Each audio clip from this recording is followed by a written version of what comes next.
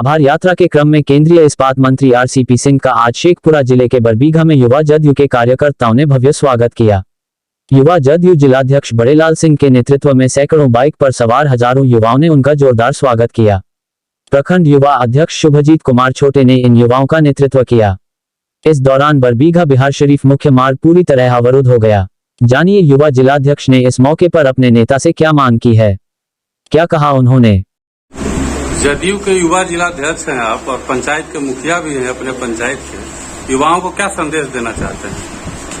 युवाओं को संदेश देना चाहते हैं, सबसे पहले कड़ा मेहनत कीजिए और अपना लक्ष्य बनाइए। कुछ भी जो भी लक्ष्य है आप से खेल में है, आज देखिए नीरज चोपड़ा आए हैं, मेडल जीतकर गोल्ड मेडल। तो वही सब युवाओं को संदेश देते हैं कि अपना जो भी लक्ष्य है उसको हासिल कीजिए। जदयू के नए युवा जिलाध्यक्ष बने हैं आप, पार्टी से क्या उम्मीद करते हैं? पार्टी से उम्मीद करते हैं कि हमारा जो युवा है उसके लिए पार्टी काम करेगी और अच्छे तरीके से हम काम करेंगे और बरबीघा और शेखपुरा दोनों की जनता के लिए, खासकर युवा के लिए हम 24 आवर तैयार हैं, 24 घंटा तैयार हैं। आपके नेता अभी आए हुए थे, आपने अगुवाई की, क्या कुछ नेता से मांग किया आपने? मांग किए कि बरबीघा में जो है ये बाईपास यहाँ पे बन गया है, ये जो बाईपास बना है थोड़ा सा बरबीघा को और सुंदर बनाया जाए। जो भी अभी यहाँ पे बरबीघा में काम हो रहा है, बरबीघा जैसा हम बचपन में देखे थे वैसा ही बरबीघा भी है।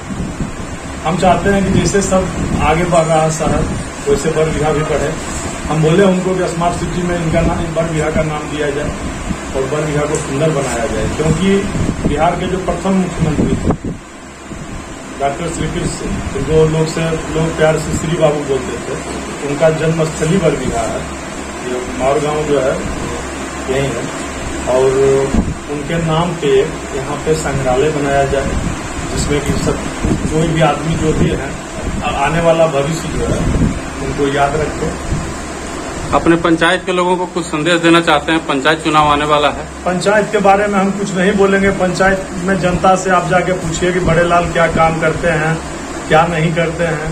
देखिए अभी हमारे पंचायत में बहुत सारा आदमी है, बहुत सारा नहीं है, 2-3 गो है जो कि पहले भी वहाँ का प्रतिनिधि रह चुका है। तो देखिए इधर से उधर जा रहा है, हम कहीं नहीं जा रहे हैं, हम जनता पे छोड़ दिए हैं।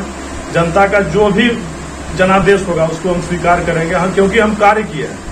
पढ़ने वाला जो स्टूडेंट रहता है परीक्षा के समय ज्यादा व्याकुल नहीं होता है वो, क्योंकि वो सब दिन पढ़ता है। इसीलिए हम विशेष जनता से जाके पूछिए, आप पत्रकार हैं, आप जनता से पूछिए कि बड़ेलाल क्या काम किया। अपना मुंह से हम क्या बोलेंगे हम क्या काम किए हैं।